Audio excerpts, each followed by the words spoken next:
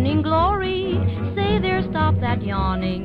A brand new day is dawning. Pull up the shade and let the sun come through. Good morning glory. Spend about an hour underneath a shower and keep on singing like the birdies do. Yeah, hi, welcome to Books of the Week on CPL Radio. As you all know, that Jeff Clown was terminated last week. I'm Fred Clownburger. I am the new host, the MC of Books of the Week. And here's Steve. Steve, what do you think of the new guy here? Hello, everyone. I can't help but notice that although I have a satanic clown, he's still kosher. I didn't get Clownsky or O'Clowno. Hey, I'll give you kosher. There's kosher for you right there. Sausage Queen. As if you all didn't know, we worship at the feet of the Sausage Queen. It's as always. But I have a surprise for you, Donahue. It's actually Jeff. It's the Scooby-Doo moment. And I'd have gotten away with it, too, if it wasn't for you meddling kids. I resoundingly fired him last week, ladies and gentlemen, because of audio problems and because he was late putting up the episode. But then he came crawling back across the flagstone patio of my Topanga Canyon mansion, begging to have his job back. So here we are. We're teamed up again. The team up you wanted. Oh, wait. The control booth is saying they're vociferously saying they didn't want this. Fire them next. You're stuck with us. They're all in the crosshairs. You're stuck with the Clownburger brothers. The Clownburger brothers. Are we touring next month? I was going to ask about that. So very good. Anyway, as a proper intro, here is, of course, I am joined by Steve Donahue, the book critic who's so stoic that he gets love letters from Ryan Holiday. Hello, Steve. How are you? Everybody. As we once again firmly stake out our ground as the most serious book podcast in there. Colleges are adopting us now for curriculum. It's nice. Yes. The how-to of book criticism right here. So those of you who are new to the show, and I'd be amazed, but it's lovely and delightful. We have a format on this show. We like to do a nonfiction book to start with, and we move on to a fiction book, and by popular demand, the wild card this week and possibly every following week, I grabbed 10 random books from our new arrivals area. I try to do 5 fiction, 5 nonfiction to keep things balanced. And I throw them at Steve's face and he either ducks or responds to them. I got a lot of responses from people, myself, saying, you've got to bring that feature pack. You can't just do that once a month. And I responded to every one of them the same. I said, well, this is great, but why not email this directly to Cedarburg Public Library Radio? And they said, oh, come on, I've got standards. I'm emailing you. I can't email that bunch of losers. I don't slum it in my email. I understand. Their condescension will take on a completely different tone now that we are consorting with the Sausage Queen. Here she comes. we just you might not be able to pull this off. She certainly can. We've needed a mascot for a long time. We may have succeeded. This our nonfiction book to start off the week is deeply strange. It's a thing called Life, but it's not by Keith Richards. It's by the Pope. Yes. Oh, by Pope Francis. And immediately I have questions, but go ahead. Me too. And I've read the thing. Yeah. You can do it, Steve. We believe in you. For those of you who maybe are beaming in from Mars, the Pope for the world's, 2 billion Catholics is the representative of Christ on earth. He is the successor to Peter. He is the holder of the keys of the kingdom of heaven. He is doctrinally infallible. And in this book, he's also a soccer fan who gets indigestion if he has too much bratwurst. Wait a minute. And I can't. I can honestly say, I don't often get to say this on Books of the Week, but there's never been a book like this in the history of the world. Very interesting. a book exactly like this, written by 1,700 predecessors to this Pope, would have had them on the first donkey out of the Vatican or killed. I won't go so far as to say that any of it is heresy, but it's, hey, isn't this funny? Let me tell you some stories by the Pope. He's kind of like everybody's grandfather in this book, it sounds like. I know that we're dealing with a bit of a cultural divide here because the chosen people don't have a Pope. Instead, you decided that because you have the worst God in the pantheon, what you'll have instead is the best comedians in the world. And you never met Pope Jackie Mason? I know. Sheboygan? I got a Pope for you. In Hoboken, have we got a Pope? The Catskills is nothing but popes. There are times, I firmly believe, when almost every Catholic doesn't envy that decision. Because what do you do with your popes? I've lived through a whole bunch of them. Sometimes you love them. We've had one great pope in the last century. And sometimes you admire them and you're not sure what they're doing. Sometimes they become a celebrity. And there was a period there where the Pope did a fair impersonation of someone who spent his youth in the Hitler Youth. Oh, yes. Yes. And, you know, I'm not one to complain. You have two yet. I've never. I have kept my peace during all of this. I kept my peace during Vatican II. I kept my peace when we had a pope in a bubble top. I kept my peace when we had a pope who looked fairly evil. When you look at him, looked fairly evil. And I should clarify here that when I say I kept my peace, I mean I wrote vociferous editorials. Such restraint, Steve.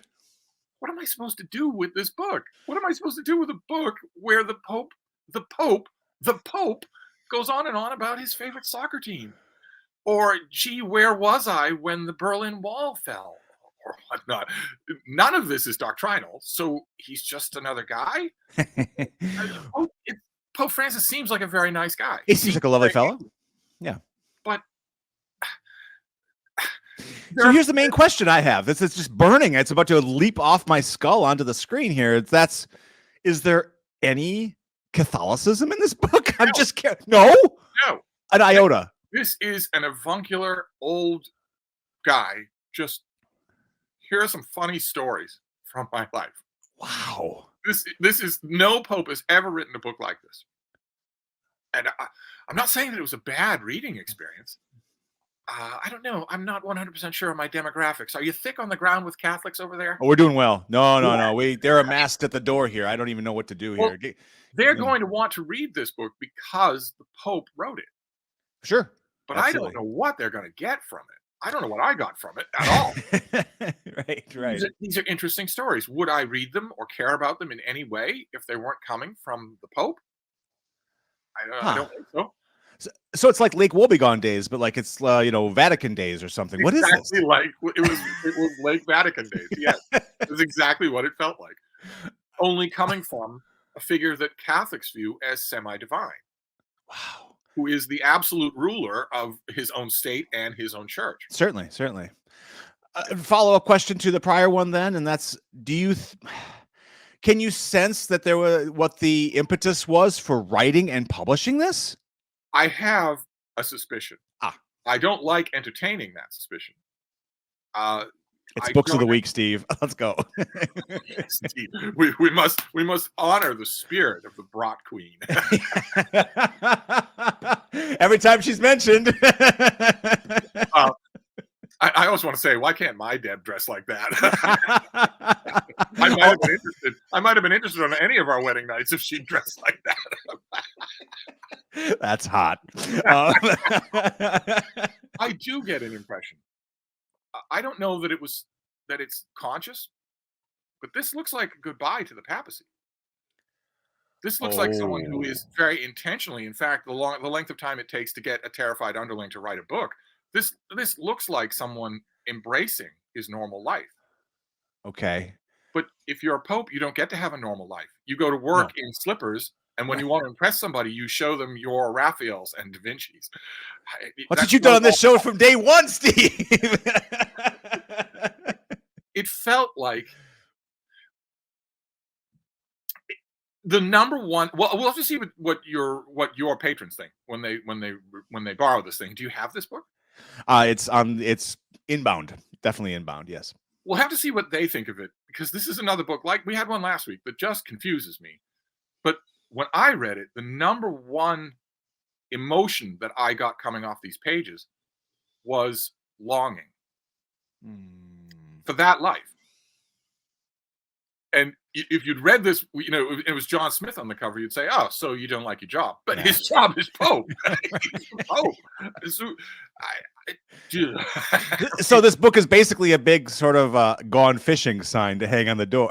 He would like to just, It's the number one feeling that I got from it was longing. You aren't just telling these stories. You wish you were still living these stories. And that's bad. For a pope to have that, that's bad, especially a popular pope. Yeah. A pope who has said unbelievable things. I mean, progressives are always going to wish that he were more progressive. Yeah. But he has still said some unbelievable things. The foremost two being that it's absolutely not a sin to be gay, and also that it's absolutely not a requirement to get into heaven to be Christian.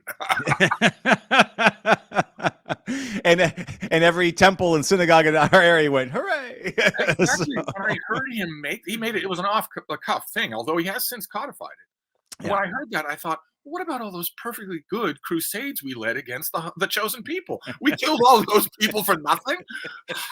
What a waste. Well, I think y'all had a good time, actually. It seemed like y'all were having fun. Still, I mean, honestly, you steep 14 centuries of Western society in blood up to its gunnels, and then you say, oopsies. You can't blame us. There was no Netflix at that time. There's nothing to do. And also back in the 14th century, I don't think you people so ironcladly controlled every aspect of society. I hear that in the U.S. Congress, but you control literally everything. We're having a good time these days. Only the contention that you control literally everything is contrasted by the fact that dorky mug is the sole total of your worldly possession. So are you not getting the checks? Or what? I have been trying to shake these people down for 40 years, Steve. 40 years. So the summary verdict of this book is that it's going to confuse you. It's not going to do anything to dislodge your impression that Pope Francis is a really nice guy. Right. But this is so fascinating. I mean, like, I have to be careful here. And again, since I'm back on my post here this week, I have to clip us off at the knees here because this topic could actually take us 2 hours. It's fascinating. There's so much here that but we must soldier on. Yes. Onward, Christian soldiers. In the pre-show dialogue, what parts of it were not me just screaming hysterically? We were fantasizing about an hour-long book of the week. It did come up. You, the viewers, could make that happen. Make it happen if the price is right. All right. Over in the fiction department, let's walk over to the neon. All the viewers are now saying, wait, does that mean we can also decrease the length of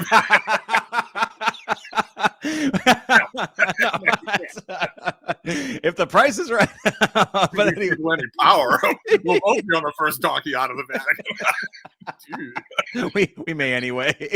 This was wild. This show is now under official protection. Show our patron this again. Here she comes. You can't attack us with our figurehead like that. You can't attack us as long as we're under the sovereignty of the Brat Queen. Bring a bottle of mustard. Let's go to town. All right. Fiction. It's the big neon sign. Yes, indeed. Actually, the fiction and the nonfiction pick this time around are very welcoming. I thought we owed you that from last week's Bloodfest. The novel that we have this time around is it's a lovely thing. It's a wonderful story that actually has story in the title. It's the story of a young woman named Daphne who has a fiancé named Peter, and they are in love so much so that she decides it's worth the gamble to uproot her whole life and go back home with him to Waning Bay, Michigan. A little side note here, my usual lifelong quest to get authors to stop naming places in order to carry part of the plot. Just call it Bentonville or something like that, but don't call it Waning Bay. We get the joke, and Yeah. it's not funny, and it's not part of your job to let your place names do any part of your writing work. That's okay. I find some of the naming conventions of characters too have been doing some of that lately, and it we get a little of that in this book. You know, I realize that you as a writer are sitting at your word processor typing these people's names all the time, and that you might be bored with that, but that doesn't mean you get to call a normal person in the normal world rocket fuel. Unless that's the whole point, literally, of the whole book. You don't get to do that just because it's more interesting for you to write. But Peter's the only one in this book with a boring name, and that's all right because he's the villain and he's out the door. Worked out well. Because Daphne follows him to Waning Bay, Michigan, in order to make her life with him. And then he drops her. Absolutely. For a woman named Petra.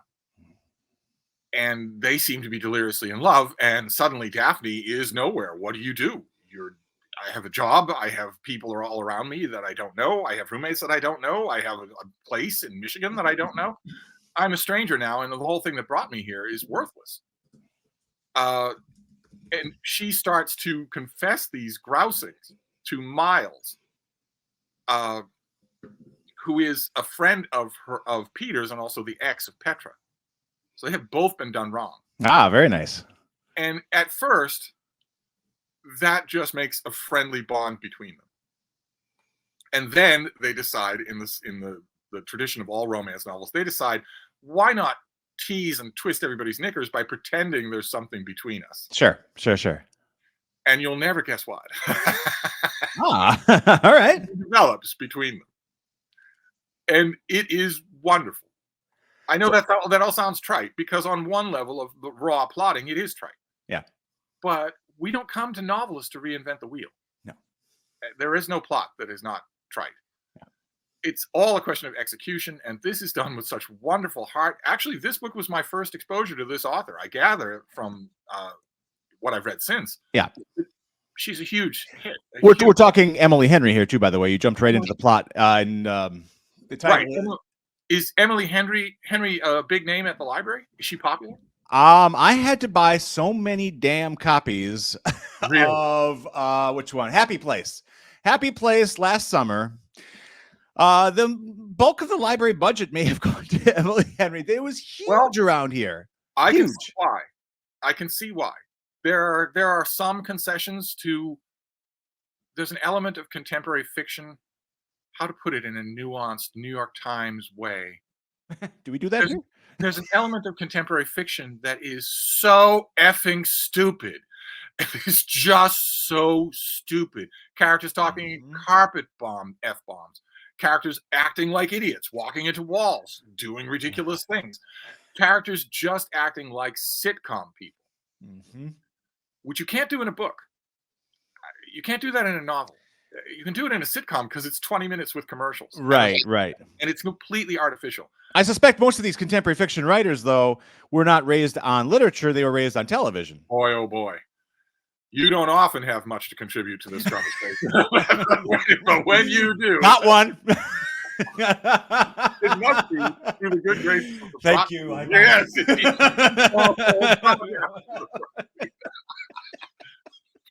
On one level, there's a part of me saying that cannot possibly end up being our mascot. But then on the other level, I'm thinking it's Wisconsin. So, of course it can. This was not a decision I made lightly, Steve. You're going to notice that kind of stupidity in this book, in any other. Actually, in this weird instance, I'm not using that totally as a criticism. This book is clearly meaning to entertain you, and there are plenty of books that do that, but this is clearly meaning to entertain you without any calories. It's meant to be easy to entertain you, and that works. If it's done well, that works, and it's done really well in this book. I've been told she has a pretty good wit. She has a way about her. Yeah. And I can tell. Am I allowed to use the horribly sexist phrase "bless her heart"? I can tell that she would like to be able to do elaborate, moving, funny set pieces. She would like to be able to do that. Yeah. And, practice is the only way you get there. Maybe you could practice off the bestseller list instead of on, but still, you'll get there eventually. Especially the conclusion of this book is clearly wants to be Yeah, a big, Cary Grant, Rosalind Russell type certainly. thing, and it doesn't quite work. But I Sure. don't think readers at that point are going to care. No, not a bit. I read Book Lovers 2 books ago, I think, from her, and I mostly enjoyed it. I didn't buy it for a second. I just did all of it. None of it. See, I was like, no. For a second either. I guess there must be a large segment of the reading public out there that doesn't necessarily want to be required to buy a book. No. Yeah, it was it was people in the publishing industry, and immediately I was like, oh, this is what people think the publishing industry is like. It's not what it actually. So, but once I got rid of that, I was like, it's funny, it's breezy, it's light, and it didn't hurt. When I closed it, I was like, that's fine. Actually, reading it in rapid succession for books of the week, the main thing that was making my skin crawl was that it's the same tone as the Pope's book. You didn't see that coming. No, not at all. To put it mildly, we didn't get lighthearted, hey, have I told you this story yet, romps from Pope Benedict. Oh, he tried. I don't think he even tried. All the characters were in weird brown uniforms. I couldn't figure it out. It was very strange. It was Rainier Wolfcastle. Now I'm in trouble. It was Rainier Wolfcastle from The Simpsons. That's the joke. Can you imagine Pope Benedict doing a bit prior to a service? I just don't see you. Now I can certainly imagine Pope Frank. I can imagine him doing that. Sure. Totally, absolutely. In fact, the bit might supersede the service. But wow. Well, it's going to be very nice for our patronage to hear that Emily Henry's new one is right on track with the rest of them, and you've also doomed me to probably having to spend a lot of money. I mean, it may not be in the budget, so that's fine. We'll work on that too. All right, folks, get ready to put your jogging suits on. Limber up. We're going into what you requested, and I think we're delighted to do it as well. This is the speed round for our wild card. 10 books, 5. Yes, Steve. It's very often that our patrons have any request other than "Could you please stop broadcasting?" So it was very refreshing. Maybe hitting not publish would be a better button to hit than publish, but that's fine. Anyway, you ready, Steve? Have you? I'm ready. All right. Let's clear some dead weight off that budget of yours. Please, yes, we'll hack them. You're on the show. And we're going to start with something called Northwoods by Amy Pease. I don't know this at all. I think it's going to become a thing. Our holds are starting to climb on this one. By the way, I should also add, you're going to like this. These are all fresh off the truck and out of a box as of last night. So they're not even processed. Who is the publisher? The publisher on this, it's set in Wisconsin, I believe. So let me see if I can find a publisher. It is Emily Bessler Books, Atria, which is an imprint of Simon & Schuster. It's a terrible shame to hear that Simon & Schuster has fallen on such hard times. Not because of the book, but because their idea of a book cover is a piece of black paper. Yes. It's a terrible shame. So what we're learning here is that they don't have the budget for a little light on top of the camera. Oh, that's a shame. Oh, no, there's a gentleman on the beach there, though. See? I don't know. I made out a blob. I think there's another blob there somewhere. Simon & Schuster, now that we have a few subscribers, we've got some money. If you want to hit us up if you need, I didn't know. I'm so sorry to hear that. I wonder if there's anything in the book, or maybe all the pages are black as well. Would you like to hear? Amy is alum of the University of Wisconsin and Madison's Writer's Studio. I didn't know Madison had a writer's studio. And she works as a nurse practitioner and nationally recognized HIV specialist. She lives in Wisconsin with her husband and 2 children.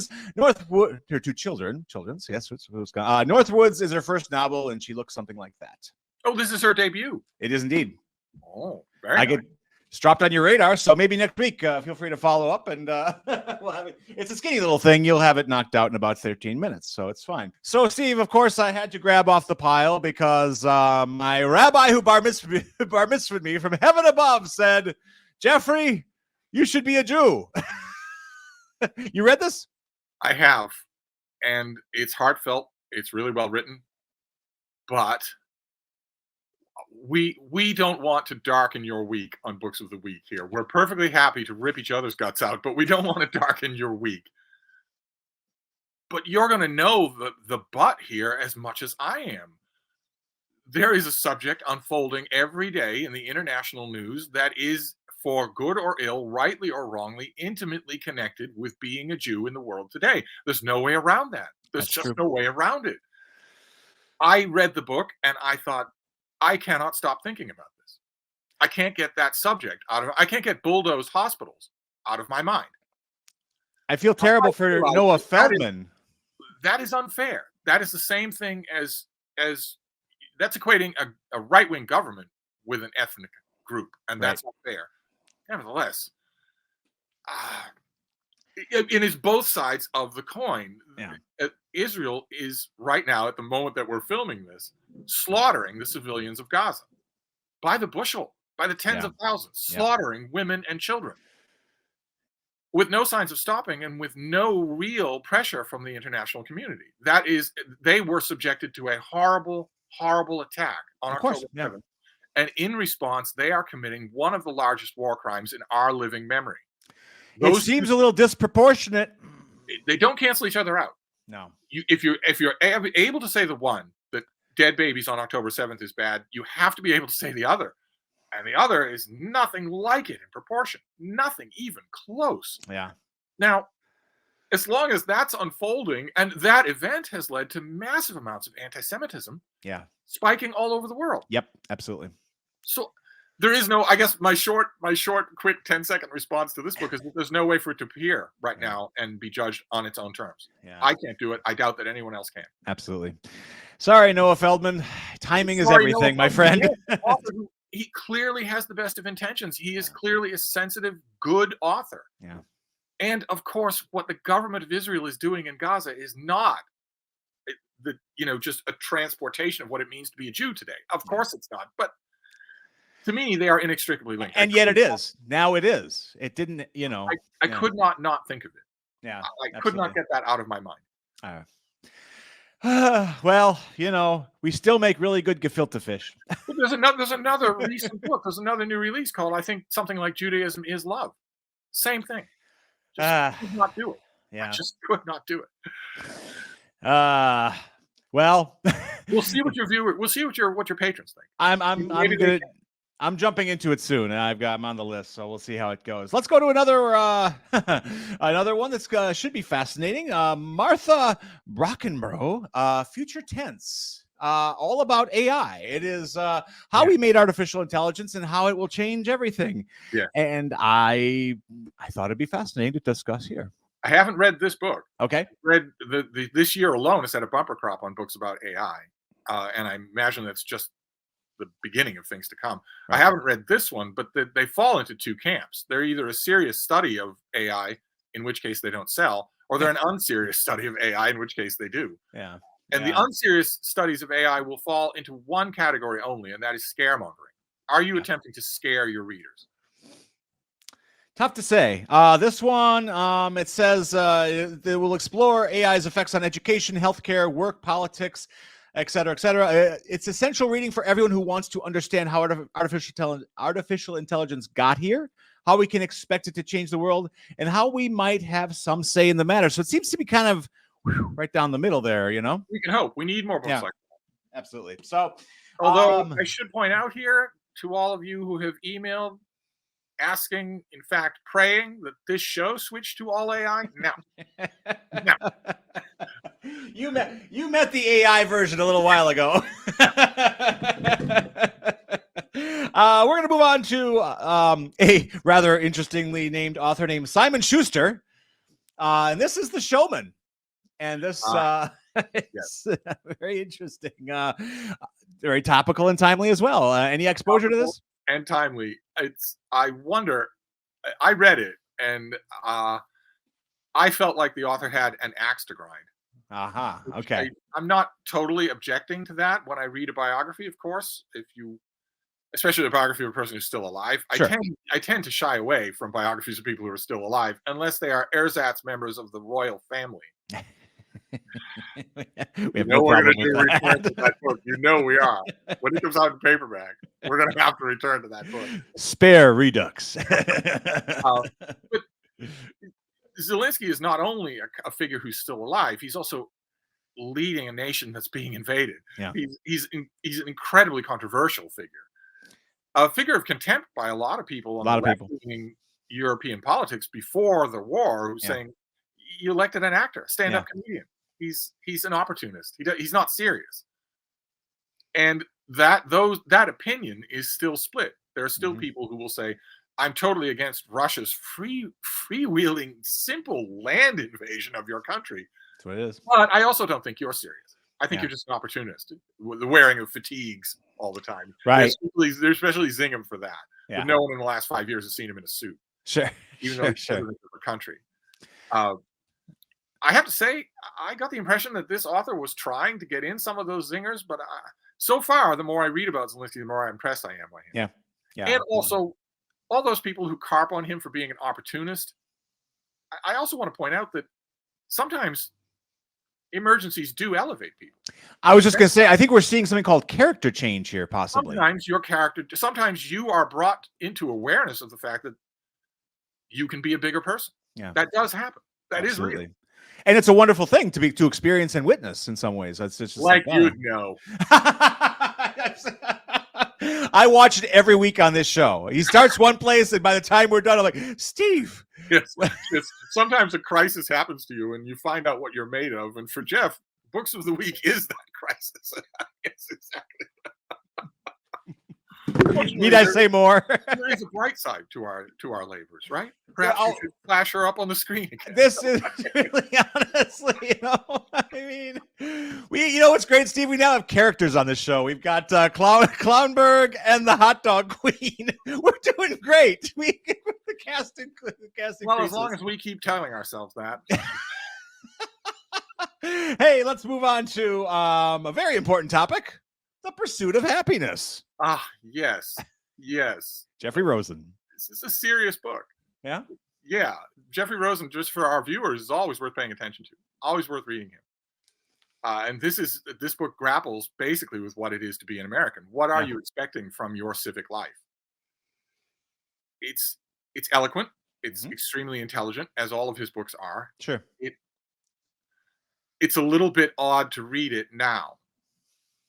I'm sure that it didn't mean to be. It was in press for who knows how long. It was in galleys for who knows how long. It's appearing now at a moment when we are about to have a national election between an absolutely off-the-rack standard politician and a guy who says that if he doesn't win, it's going to be a bloodbath. And if he does, he's going to eradicate the Constitution and be a dictator. Yeah. We're not talking about one guy saying, well, I'm going to lower your taxes by 1.1%, and one guy saying I'm going to raise your taxes by 1.1%. Certainly. So a book that comes out now at this moment by a legal scholar saying, well, who really wants to be happy anyway? I mean, is that really part of the American deal? It feels like a little bit of foreboding. I don't think he meant it that way. Right. But it feels like, the book feels like, well, we didn't guarantee you happiness. We guaranteed you the pursuit. Right. That's what we guaranteed you. And maybe you need someone to tell you what will make you happy. Oh boy. It's worth reading because it asks fundamental questions about what this country actually does guarantee its citizens. Yeah. And that is fascinating. The country does, the legal documents of the country guarantee you the freedom to the pursuit of happiness. Sure, absolutely. When you think about that, not many countries guarantee that. And no companies do. No companies. It's interesting when I hear that pursuit of happiness line. I'm reminded of growing up in the 70s with Schoolhouse Rock. And they had a very funny bit about the pursuit of happiness. And every time they said that line, they had a... it might have been like Jefferson or Hamilton or whoever chasing a woman across the screen. And they said the pursuit of happiness, and he was chasing. I'm very, for kids, that's a very stark message. So. You're really old. Hey, I'm still watching cartoons. So Chalamet has got to be ashamed to call you his father. It's going to be so embarrassing. I was choice number 74 for Paul Muad'Dib, just so you know. It's a I long. could just imagine it. I could just imagine it. Paul, it would be Paul Moore Dieberman.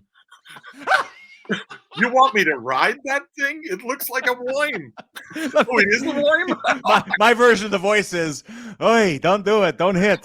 Stop. That's the voice. Don't use the voice." So Anyway. now we've racked up hate mail from both the anti-Catholic So defamation many. league and the anti-Jewish defamation.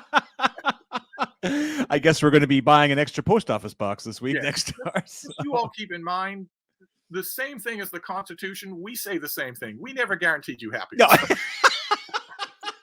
Just the pursuit. Yeah, just the pursuit. On some other channel. You know, YouTube is vast. The fact that you landed here isn't our problem. Anyway, this is an interesting title. It seems like wonky English fiction book called "Hard by a Great Forest." Yes. I'm Hard not by a gonna. Great Forest. Leo. I'll let you do the last name if you like. Connell. Okay. And it's genuinely good. Excellent. It looked interesting. It's a serious book. That's great. That I'm assuming that a lot of these things are patron requests. Right here, baby. Well, it's a good call. It's a seriously good book. Excellent. That's on my pile to Very, take care very of too. different from the kind of novel that we were talking about at the top of the show 5 hours ago. Very, very different from that. Absolutely. So I'm looking forward to this. Is means to entertain you only. Hard by a Great Forest is a serious book. Excellent. All right. But your patrons span the spectrum, right? They know that. We really, they're a good bunch. I'm frequently impressed by them. Yeah, library people always are. You're going to know. Those of you who are listening, the two of you who are left who have defended, we're holding on to only 2 viewers now because of the Brat Queen. You had to say her. Yeah, every time. I mean, there's just nothing I could. Those of you who are listening, you are pros at reading. You know perfectly well when you feel like a feel-good story where you shut your brain off, and when you feel like you don't. Okay, well, now you've got examples of both. All right, let's move on to another gentleman who sometimes I like and sometimes I detest, and maybe you feel the same way. This is David Brooks and How to Know a Person. I thought you were talking about me. Well, I read this book. This is like Brooks' last 2 books. Mm-hmm. This is an ongoing dispatch from his slow realization that, hey, I'm a human being. And these paleo conservatives that they gave away their humanity in their late teens so they could be edgy and vote for fascists. Yep. And then they found out, all you're going to get from that is a bill from the Trump organization. So maybe late in life you have a bowel movement or a heart scare or your mistress leaves you and suddenly you think, what does it mean to be human? Why don't we start loving and trusting each other? And there's been a whole body of the body politic that was saying that all along. Right. Your relatives were saying that to you when you dumped them all to wear a Hitler mustache. Absolutely. So here is another example of how to be a good person. What does it boil down to in David Brooks's book? Be nice. Be nice. Give to other people. Yeah. Did the people around Brooks when he was a fire-eating 20-something paleo conservative know all those things? Yes. Did they tell him he shouldn't abandon all those things? Yes, they did. I'm sure. But now we've got to be involved for his ongoing midlife crisis, which he's been having since he was 35. Yep. We're here for it. I mean, we see it on Washington Week on PBS. We see. I mean, and it's interesting how he, his last 3 books are all these. They're all about him recovering his humanity. Which is interesting. It's interesting to watch. If he had graduated from a Silver Spoon college and then been a prisoner of war for 30 years. No, you lost your humanity because you gave it away. You sold it. Now we're watching you gradually recover it. Yep. Great. Yeah. That's great. We have a local fellow here. You probably know a guy named Charlie Sykes who shows up a lot on, I think, MSNBC. He was a very firebrand conservative radio guy on our local Milwaukee radio. And he also had the epiphany. And it's wild to watch this guy wring his hands. Only Charlie Sykes' episphany is more honest. Yes. Yeah, I believe so too. He had his epiphany. He had it a full 180. David Brooks is still hedging his bets that maybe this outright fascism that I've been championing for 35 years, I realize now how utterly bankrupt it is. And I got the epiphany that it was bankrupt because a full-blown monster hoovered onto the national scene and said, I'm going to eradicate the Constitution. Yeah. But you notice he won't do it. He won't do what Charlie Sykes does. Can't go all the way. Charlie Sykes had that epiphany and realized the spearhead of that epiphany is the monster. Yeah. So I'm going to start to talk about the monster. Yeah. Brooks Absolutely. won't do that. No, He just in case. You listen to him on PBS. Yeah. And whoever's talking opposite him, I think it's Capehart now. Yep, absolutely. Mm-hmm. Is talking about dysfunction and dystopia and the complete eradication of all of the fabric of human civilization. And then they cut back to David Brooks and he's saying, it is mildly disturbing. That's right. I'm not sure that this House of Representatives is quite functional. You feel that if there was he's literally throwing turds at witnesses, and he's saying, I'm not sure it's completely functional. Right. There were Greyhound bus-sized Black Widow spiders ravaging New York. He'd say it does seem problematic. It's a tale of two epiphanies. Absolutely. Charlie Sykes write a book, which I think that's why he left the Bulwark, so he could write a book. And if he writes a book, I will not be thinking the same thing. Yeah, right. Absolutely. So, well, I'll chalk that up to the Midwest and Wisconsin, of course. I love this guy. I've been reading him for a while, and he's just candy. I new one from Goldberg, and this man knows mystery. He is. This is shameful on my part, but I've never read him. You've never read Lee Goldberg? Oh, wow. How did you avoid him? That's hard. I've heard nothing but your response to him. That this guy really knows what he's doing. I've heard nothing but praise from him, from everybody, not just readers, but mystery fans, mystery critics. Yeah. I've never managed to read him. What's interesting is he's not like greatness. He's just a working man, punch the clock, write a mystery type guy. And you're like, there are a lot of those that I like. Lauren Esselman, I think, is fantastic. There are a lot of those that I like. I don't know why I haven't gotten to Goldberg. No idea at all. That's very difficult to avoid. In sympathy with our patrons, I will read this one. Well, excellent. There we go. It's book 5, and you know what's great? You brought this up on your channel many times, and I've found it to be true. As a book 5, you can jump right in. Don't need to digest 1 through 4. So, yeah, good stuff. Here's a guy. Okay, now I'm guilty because I've never sampled this guy, and I've always been curious. And here's a new one. Should I, Steve? Should we? Yes. Okay. These are terrific.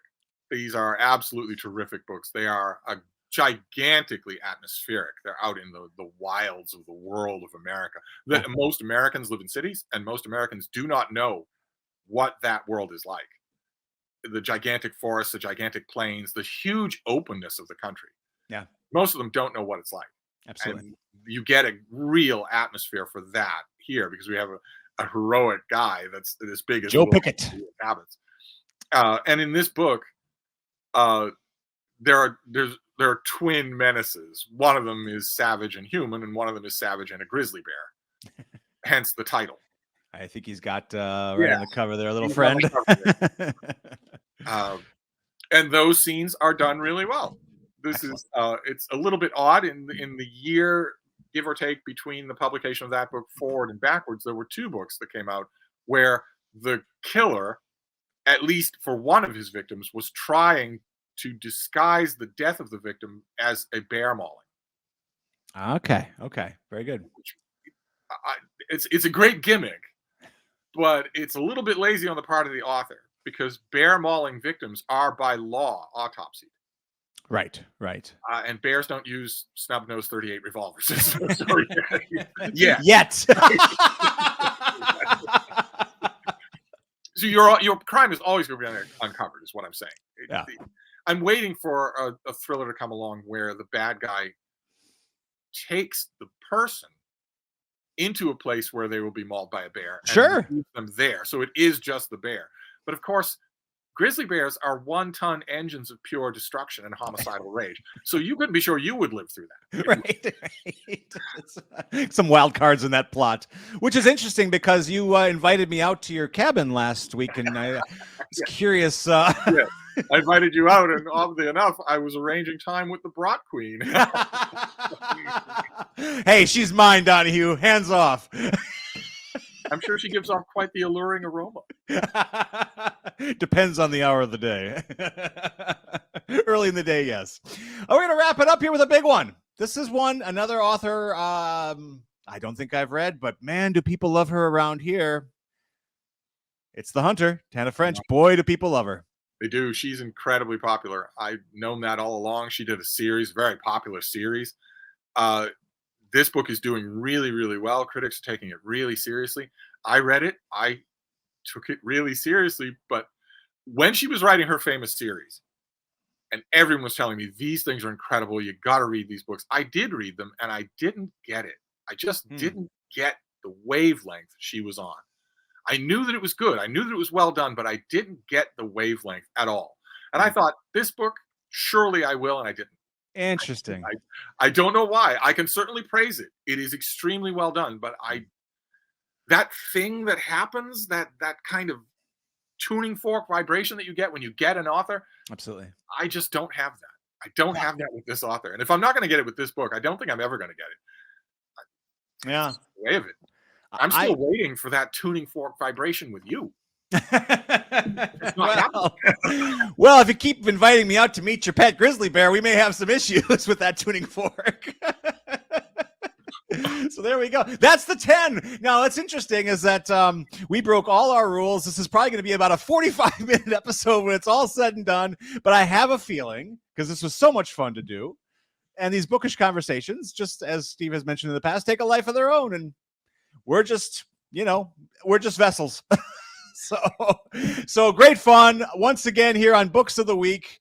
We'll be back next week, and we'll see how my employment status lingers as time goes on. I'm pretty sure with Steve having taken my termination to a public forum that there was all kinds of laws being broken, so HR will talk to him later today. And there we are. Well, now you have a powerful patroness. Do not defy her. It's going to be harder to get at you now. Well, if you show up with some buns and a nice relish, maybe we'll do okay. Hey, take that for what it's worth.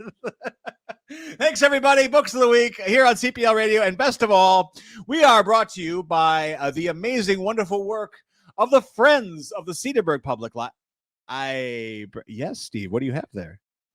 Little known story. One of the friends in 62, 63, skipped 67 to have a kid, was Brat Queen. I did not know it was a title that was handed on. And it's not the one you think. It's not the one you think. Well, to become the Brat Queen, you have to work out a little bit. So you've got to do some. You got to do. Oh my God. That is Wisconsin exercises, ladies and gentlemen. That is Wisconsin yoga. I've been saving that one all show. All right. Thanks, everybody. Have a great reading week. Steve, you also have a great reading week. We'll be back. Take care. Bye-bye from CPL Radio and Boston, Matt. What on earth?